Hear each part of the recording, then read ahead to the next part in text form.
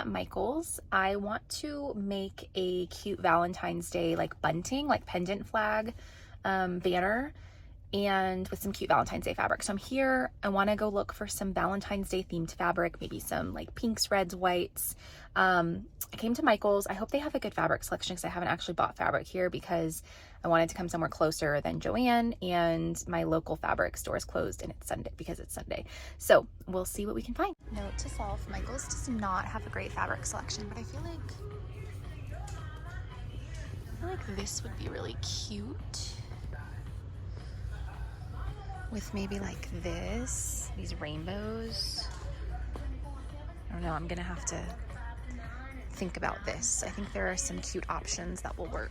Okay, these like little blue-gray triangles are not very Valentine's Day themed, but like I'm really liking this together. I think that's really cute. So Michael's fabric selection was not great, but I ended up picking 3 different patterns, and this is what I got. And I don't know, it's not like, this one is not super Valentine's Day, but I feel like this will be just like a good neutral. This banner is going to be my living room decor. So something about me is that I am not a decorator. I do not really decorate for seasons. It's just, I don't care, to be perfectly honest, but I want to do something. Like I want to have some traditions, some sort of easy decorations that we can do just for my kids, just because it's fun. And we have done these banners in the past, but with paper. And now that I'm learning to sew, this is a really great, easy, like beginner sewing project. So I want to create some like permanent banners that I can rotate and put up like seasonally and, you know, as a holiday comes up. So this is for Valentine's Day, but it is also decor. So I don't want in my living room. It's not like going in my kids' room. So I don't want it to be super bold and bright. I want it to be, obviously the red is like bold, but I feel like it's a pop of color with some more neutrals. I think it'll look nice. And I have some scrap fabric at home I might also throw in there, but probably not actually. I have some like really bold pink stuff that I don't really want in my living room, to be honest. So I think this will make a cute flag. I got a ½ yard each of these 2 prints and then a ¼ yard of this just to kind of throw in as a neutral accent. And I hope that will be good. I didn't actually measure. So I don't need this banner to be very long. I don't know exactly how long I want it, but it's basically going to just go along my mantle. So I'm guessing maybe 6 feet, maybe 5 or 6 feet. It's not going to be very long. I am guesstimating that I will probably be making like 10 to 15 flags. So I think this should be plenty. Oh, so the other thing is in Michael's, while my fabric was being cut there, I was right next to the crochet section, and I haven't crocheted in over a year, because I stopped crocheting when I got pregnant with my last child and very, very sick. And then it's just hard to crochet with a baby. Crocheting is not something that it's easy to set down and pick up and set down and pick up. And so when you have a needy child who constantly wants to be held, it's just hard.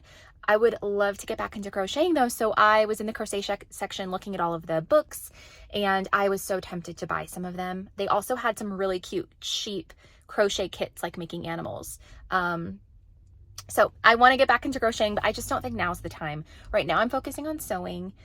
Crocheting is still hard because my baby is 6 months old and she is just always wanting to be held, which is fine. And I don't have very much time in the evening. And when I do, I'd rather sew. So one of these days I will get back into crochet, and one of these days maybe my 7-year-old will be interested in learning, because so far she has not been interested in learning crochet. So I'm ready to get started on my bunting. So the first thing I did was I went and measured, also trying to get my baby to sleep. I measured the length that I wanted it based on where I'm hanging it. So I want mine to be about 7 feet long, and then I'm going to add a little bit of space at the end to hang it.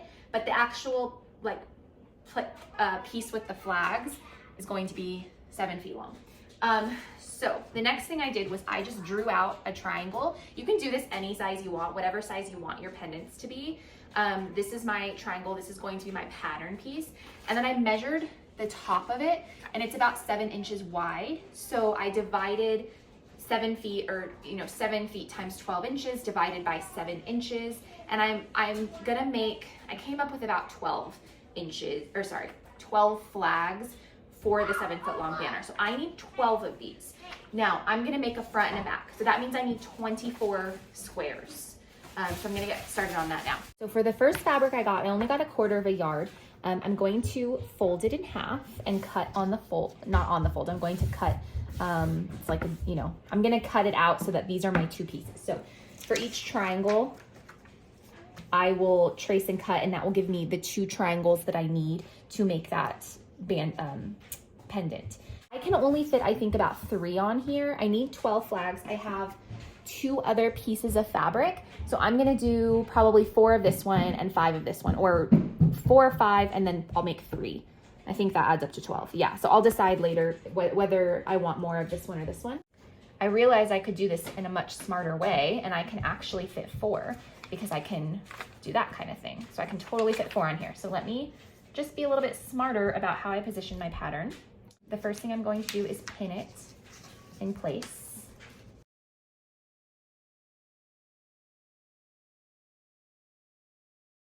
I'm going to attempt to use my rotary cutter, which I have not mastered my rotary cutter yet, but I am improving, and a straight edge to make this a bit faster in cutting. So what I'm going to do is line up my straight edge. Can you see that? Line up my straight edge with my pattern. And I'm going to, okay.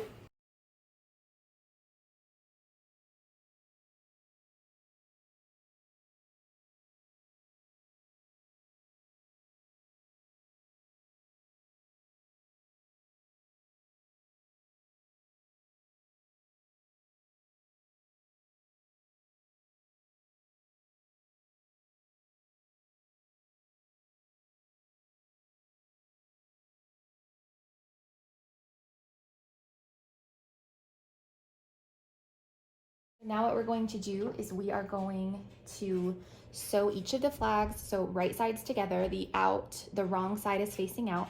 We're going to sew with about 1/4 inch seam allowance all the way through these 2 sides. We're not going to sew the top. And then when I get to the corner here, I'm going to just pivot. So I'll show you what that looks like. Okay, when I get to the corner, I stop with the needle in the fabric, lift the presser foot, and then I just twist it, pivot it, so that now we're going this way. Yeah.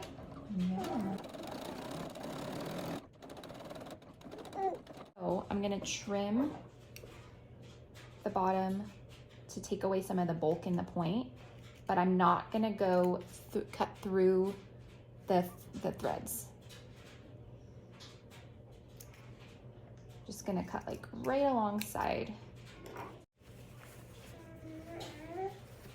I know, you took like the world's shortest nap.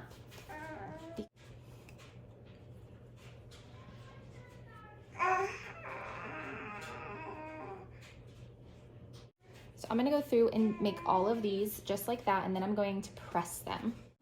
Good job. Okay, can you do the rest of them?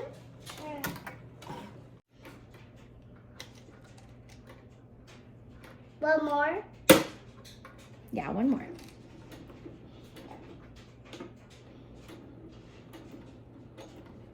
We have an assembly line going here. My 7-year-old is sewing the triangles.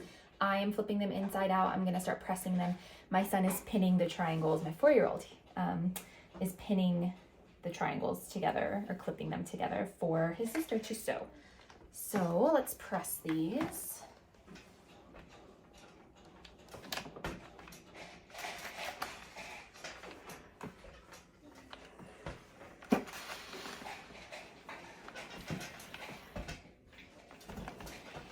So not perfectly, I didn't perfectly poke this out, and there's a little bit of bulk, but I mean, I'm not looking for perfection here. I think that's pretty cute.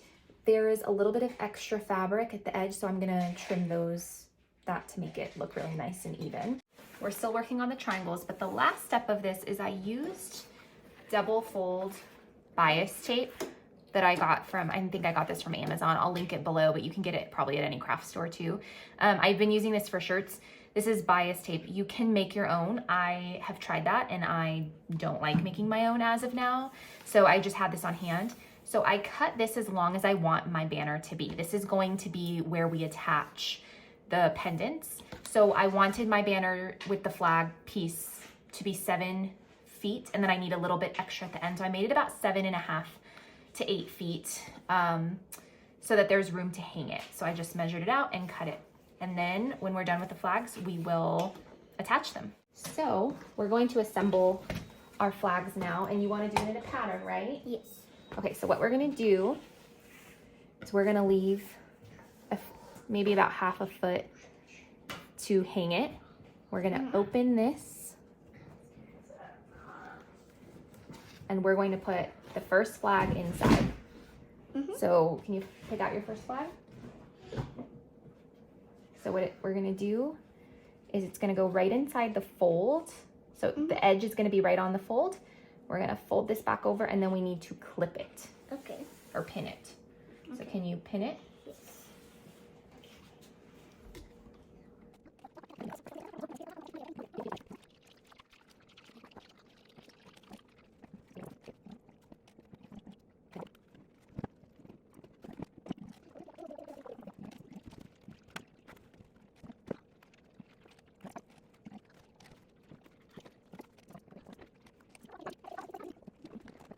So we have our flags pinned or clipped, and now we are just going to sew as close to this edge as we can get.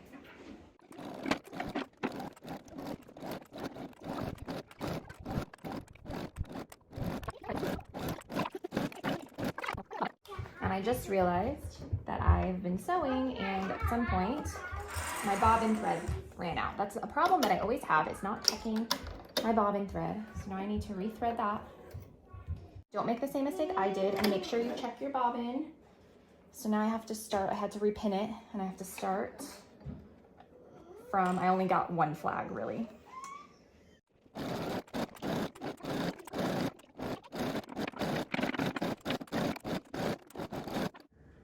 Here is the final product. I love it. I think it's so cute. I'm happy with how it turned out. I am probably going to make one for every holiday and every season.